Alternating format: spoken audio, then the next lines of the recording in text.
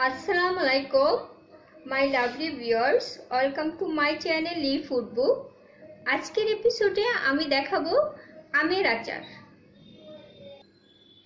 আমি আমের আচার তৈরি করার জন্য কিছু উপকরণ নিয়েছি। এখানে আম নিয়েছি, একটা আম আমি 8 টুকরো করেছি, আর টুকরো করার পরে পিছন দিক দিয়ে আমি একটু কেটে নিয়েছি, আর লবণ দিয়ে এটাকে মেখে রেখেছি। আর এখানে নিয়েছি সরষে বাটা, লবণ আছে, লবণটা তো আমি এখানে আমের মধ্যে মেখে রাখছি। তারপর হলুদ নিয়েছি, মরিচের গুঁড়ো নিয়েছি, আর 5 ফোড়ন নিয়েছি। তা আপনারা যখন আমটা কাটবেন, আমটা কেটে লবণের গুঁড়ো মেখে এটা রেখে দিতে হবে। যে রেখে এই জন্য দিতে হবে, আমের যে কষটা বের হয়ে আসবে। তারপরে আমরা এটাকে সরষে বাটা লাগাবো। আমি এখানে সরষের সাথে হলুদ মিক্স করব, মিক্স করে তারপরে আমটার মধ্যে হলুদ আর সরষে এইভাবে লাগাবো। লাগিয়ে প্রতিটা আমগুলো এভাবে লাগিয়ে আমি একদিন রোদ্রে রাখবো। তারপরে আমি এটাকে আচার তৈরি করব। ভিউয়ার্স, দেখতে পাচ্ছেন আমি আমের মশলা যে সরষা অ্যান্ড হলুদ মাখিয়েছিলাম, মাখিয়ে একদিন এটাকে আমি রোদ্রে দিয়েছি। তো এখন আমি এটা আচারের জন্য তৈরি হয়ে গেছে। এখন আমি এটা আচার বানাবো। আমি কড়াইতে তেল দিয়ে দিয়েছি, সরষের তেল।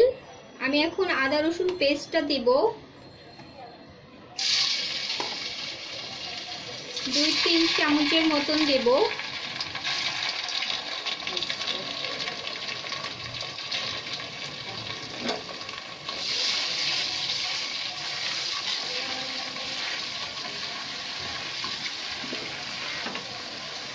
এখন আমি দেব মরিচের গুঁড়া দেব 2 চামচের মতন।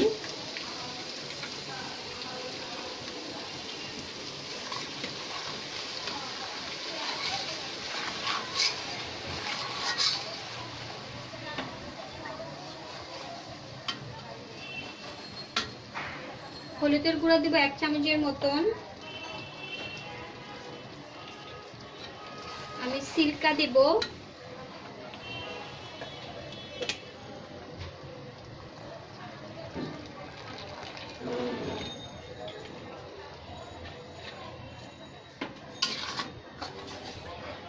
আর এখন লবণ দেব পরিমাণ মতন।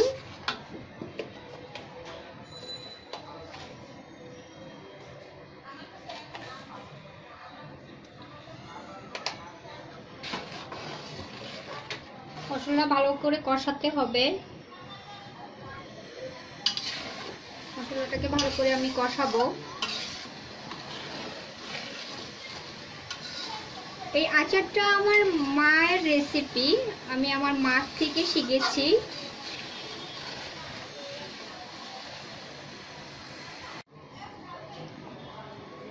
এখন আমি শুকনো মরিচটা দিয়ে দিব।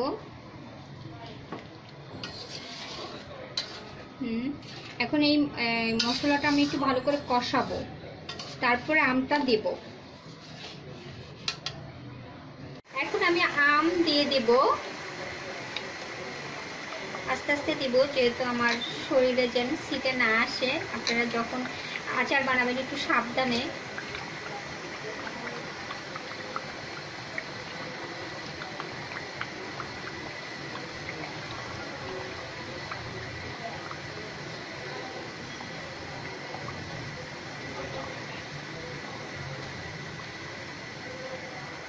আমি সব আম দিয়ে দিয়েছি। এখন এটাকে ভালো করে লাড়াবো, আর এটাকে আমি টাইম নেব। এটাকে জাল হতে থাকবে। যখন কালার চলে আসবে বোঝাই যাবে যে আমার আচারটা তৈরি হয়ে গেছে। তো আমি একটু কিছুক্ষণ এটাকে জ্বালাবো, আমি ওয়েট করব।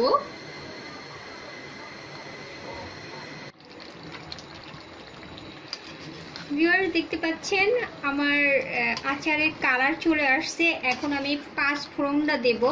আর 5 ফোড়ন সবসময় লাস্টের দিকে দিতে হয়, তা না হলে প্রথমের দিকে দিলে আচারটা তিতা হয়ে যাবে।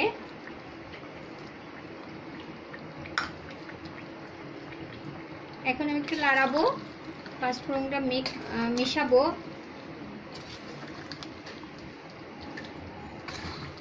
আর আমি এটাকে নামিয়ে ফেলবো কিছুক্ষণের মধ্যে, আর 5-10 মিনিটের মধ্যে এটাকে নামিয়ে ফেলবো। 5 মিনিট রাখবো। আর ভিউয়ার্স, তৈরি হয়ে গেল আমার আমের আচার। আমার আচার যদি পছন্দ হয়ে থাকে তাহলে আমার চ্যানেলকে সাবস্ক্রাইব করবেন আর আমাকে কমেন্টস করবেন। আর এতক্ষণ আমার সাথে থাকার জন্য থ্যাংক ইউ। আল্লাহ হাফেজ।